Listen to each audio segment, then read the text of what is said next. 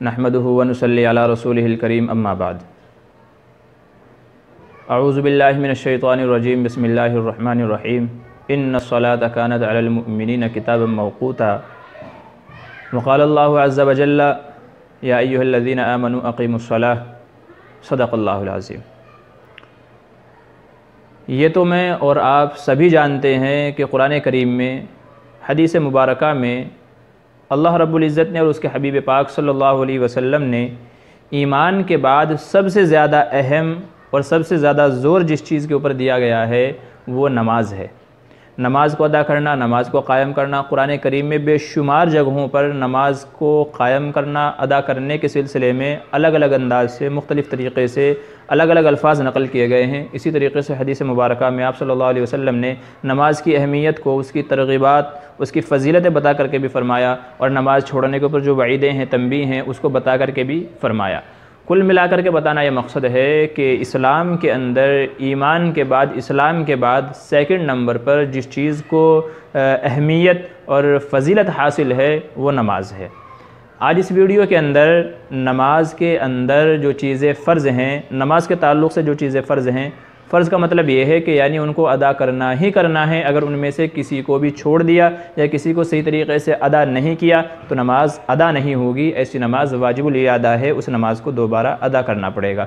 तो नमाज के सिलसिले में उलमा ने जो चीज़ें फ़र्ज़ बयान की हैं, तमाम अहादीस को जोड़ करके, अहादीस के ज़ख़ीरे के अंदर तलाश करके नबी करीम सल्लल्लाहु अलैहि वसल्लम ने जिन चीज़ों की अहमियत बतलाई है, जिनको ज़रूरी करार दिया है, तो उन तमाम ज़ख़ीरा अहादीस से उलमा ने तलाश करके 13 चीज़ें ऐसी बयान की हैं जो नमाज के अंदर फ़र्ज़ हैं। उनमें से कुछ चीज़ों का ताल्लुक़ नमाज से पहले है, यानी नमाज शुरू करने से पहले है, कि नमाज शुरू करने से पहले वो चीज़ें होनी चाहिए। अगर नमाज शुरू करने से पहले उनमें से कोई एक चीज़ भी नहीं पाई गई और बंदा नमाज़ पढ़ ले तो नमाज नहीं अदा होगी। और कुछ चीज़ें ऐसी हैं कि जिनका नमाज शुरू करने के बाद पाया जाना ज़रूरी है, नमाज के अंदर जिनका होना ज़रूरी है। इसको हम आम आसान अंदाज़ में यूँ कह सकते हैं कि कुछ चीज़ें ऐसी हैं जो नमाज शुरू करने से पहले ज़रूरी हैं और कुछ चीज़ें ऐसी हैं जिनका नमाज शुरू करने के बाद पाया जाना ज़रूरी है। तो सबसे पहले हम लेते हैं उन चीज़ों को जिनका नमाज से पहले पाया जाना ज़रूरी है। नमाज से पहले के फ़राइज़, जिनको बच्चों को याद कराने के एतबार से और लोगों को समझाने के एतबार से यूँ कहा जाता है कि 7 चीज़ें हैं जो नमाज के बाहर के शराइत हैं, नमाज के बाहर के फ़राइज़ हैं, और 6 चीज़ें हैं जो नमाज के अंदर के फ़राइज़ हैं। नमाज के बाहर के, नमाज के अंदर के। सबसे पहले हम लेते हैं वो चीज़ें जिनका नमाज से बाहर होना, नमाज शुरू करने से पहले पाया जाना, मौजूद होना ज़रूरी है। उनमें से पहली चीज़ है जगह का पाक होना। जगह के पाक होने का मतलब ये है कि नमाज़ शुरू करने से पहले जिस जगह में नमाज़ पढ़नी है उस जगह के मुताबिक तहक़ीक़ कर लेना ज़रूरी है कि आया ये जगह पाक है कि नहीं। अगर वो जगह नापाक है तो वहाँ नमाज़ अदा करने से नमाज नहीं होगी। हम आम तौर से चूँकि मस्जिदों के अंदर नमाज़ अदा करते हैं और यकीनन मस्जिदें पाक ही होती हैं, लिहाजा ये कोई बड़ा मसला नहीं है। इसका बताने का मकसद ये है कि अगर कोई बंदा घर के अंदर नमाज़ पढ़ रहा है, घर में चूँकि बच्चे भी रहते हैं, कहाँ पेशाब किसने कर दिया मालूम नहीं पड़ता, तो घर के अंदर अगर नमाज़ पढ़ रहे हैं, कहीं रेलवे स्टेशन के ऊपर नमाज़ पढ़ रहे हैं, कहीं जहाज़ के अंदर नमाज़ पढ़ रहे हैं, कहीं ऐसी जगह नमाज़ पढ़ रहे हैं कि जहाँ की ज़मीन के बारे में हमें पता नहीं है कि ये जगह नमाज़ पढ़ने के लिए पाक है कि नहीं, तो वहाँ नमाज़ पढ़ने के लिए ज़रूरी है कि पहले जगह के बारे में मालूम कर लें, या तो जगह अगर नापाक है तो उसको पाक कर लें ताकि नमाज सही अदा हो जाए। तो पहली चीज़ है जगह का पाक होना, ये तहक़ीक़ कर लेना ज़रूरी है कि ये जगह पाक है कि नहीं पाक है। दूसरी चीज़ है बदन का पाक होना। जगह पाक है लेकिन बदन नापाक है। नापाक यानी बड़ी नापाकी, छोटी नापाकी। बड़ी नापाकी जैसे एहतिलाम हो गया जी, बीवी से हम बिस्तरी हो गई, औरत को माहवारी आ गई, औरत को निफास का खून आ गया है, बच्चे की पैदाइश के बाद जो खून आता है, तो ये चीज़ें बड़ी नापाकी कहलाती हैं। छोटी नापाकी जैसे पेशाब है, पाखाना है, हवा का निकल जाना है, खून मवाद वगैरह का निकल जाना है, तो ये छोटी नापाकी कहलाती हैं। तो बदन का छोटी और बड़ी हर दो तरह की नापाकी से पाक होना ज़रूरी है। तो पहली चीज़ है जगह का पाक होना, दूसरी चीज़ है बदन का पाक होना कि बदन भी आदमी का पाक होना चाहिए। अगर नापाकी की हालत में पाक जगह पर नमाज़ पढ़ेगा तो नमाज नहीं होगी। जगह का पाक होना भी ज़रूरी है और बदन का भी पाक होना ज़रूरी है। तीसरी चीज़ है कपड़ों का पाक होना। कपड़ों का पाक होना जैसे पेशाब पाखाने की छींटें हैं, खून की छींटें हैं या और दूसरी कीचड़ वगैरह गंदगी वगैरह है, तो जो है कपड़ों का हर तरह की गंदगी से पाक होना ज़रूरी है।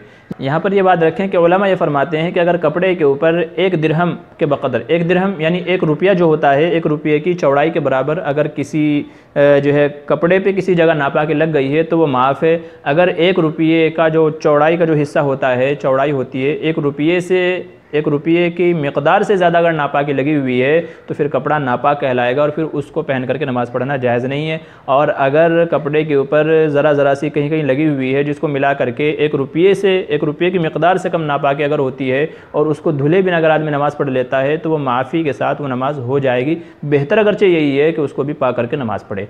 तो तीसरी चीज़ है कपड़ों का पाक होना। पहली चीज़ है जगह का पाक होना, दूसरे बदन का पाक होना, तीसरे कपड़ों का पाक होना, चौथी चीज़ है सतर का छुपाना।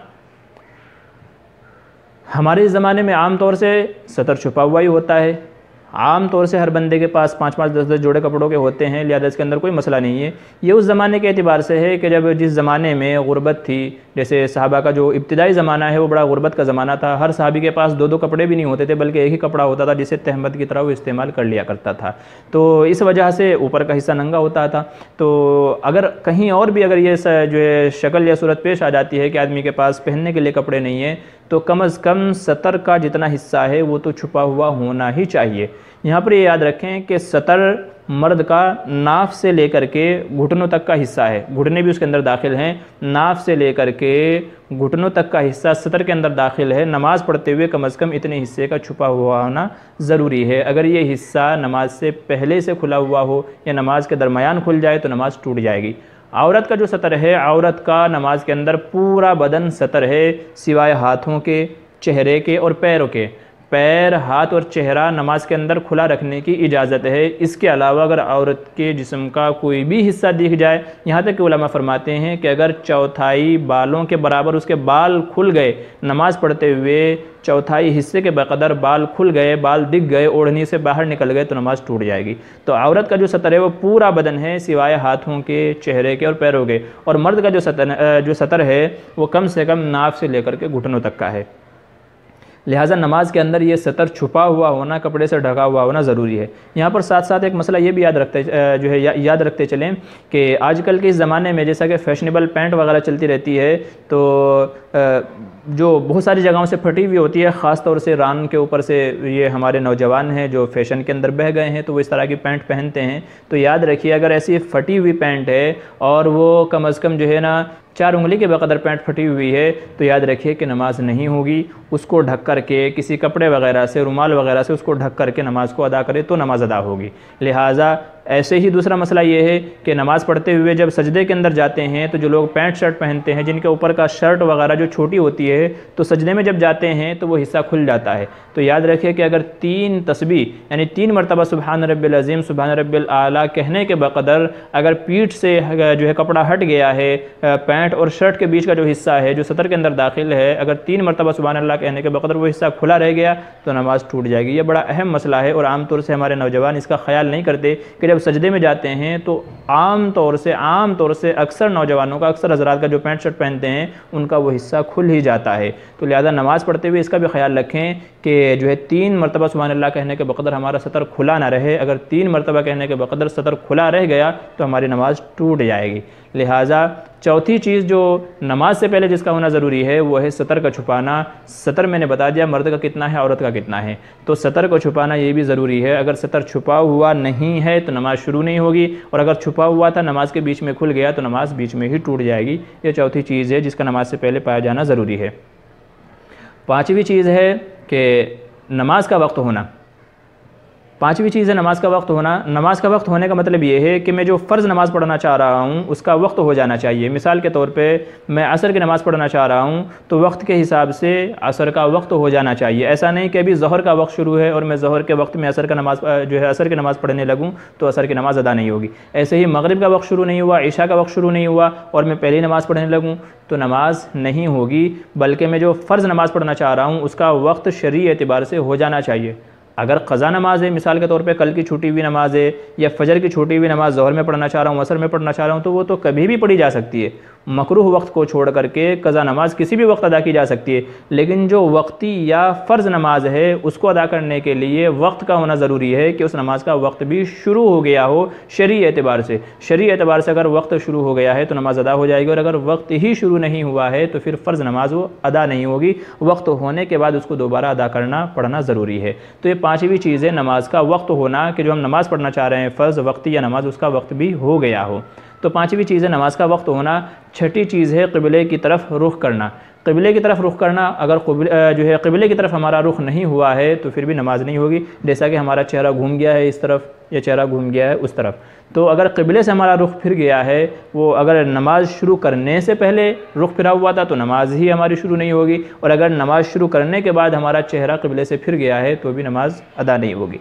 यहाँ पे साथ में एक मसला याद रखते चलें कि उलमा ने क़िबला, चूँकि क़िबला सऊदी के अंदर है, बैतुल्लाह के अंदर है, उस तरफ रुख करके हम नमाज़ पढ़ते हैं, तो हमारे यहाँ जो दूसरे ममालिक हैं उनमें एग्ज़ैक्ट सामने किस तरफ है तो हम नहीं मालूम कर सकते। कैंपस वगैरह के ज़रिए से, अंदाज़े के ज़रिए से हम लोग मुतय्यन करते हैं। तो उलमा कहते हैं कि 30 डिग्री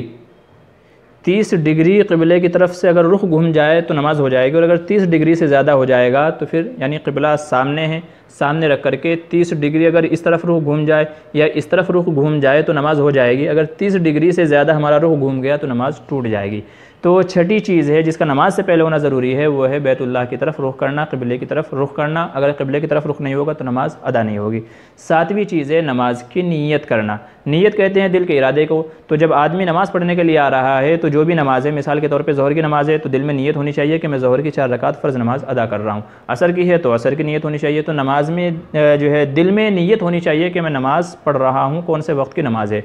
अगर कोई नीयत ही नहीं है, बस ऐसे ही मस्जिद में आया आकर के और अल्लाह अकबर कह करके नीयत बांध ली, कोई भी नीयत नहीं है मैं कौन सी नमाज़ पढ़ रहा हूँ, किस वक्त की नमाज़ पढ़ रहा हूँ, फ़र्ज़ है, क़ज़ा है, वक्तिया है, कौन सी नमाज़ है, कोई नीयत ही नहीं है, तो अब इसकी नमाज़ नहीं होगी। नमाज़ शुरू करने से पहले ये नीयत करना ज़रूरी है कि मैं कौन सी नमाज़ पढ़ रहा हूँ, क़ज़ा नमाज है, फ़र्ज़ नमाज है, ज़ोहर की नमाज़ है, असर की नमाज़ है। तो ये 7 चीज़ें ऐसी हैं कि जिनका नमाज से पहले पाया जाना ज़रूरी है। पहली चीज़ है जगह का पाक होना, दूसरी चीज़ है बदन का पाक होना, तीसरी चीज़ है कपड़ों का पाक होना, चौथी चीज़ है सतर का छुपाना, पाँचवीं चीज़ है नमाज का वक्त होना, छठी चीज़ है क़िबले की तरफ रुख करना, और सातवीं चीज़ है नीयत करना। ये 7 चीज़ें हैं जिनका नमाज़ शुरू करने से पहले पाया जाना ज़रूरी है, जिन्हें नमाज के बाहर के शराइत और फ़राइज़ भी कहा जाता है।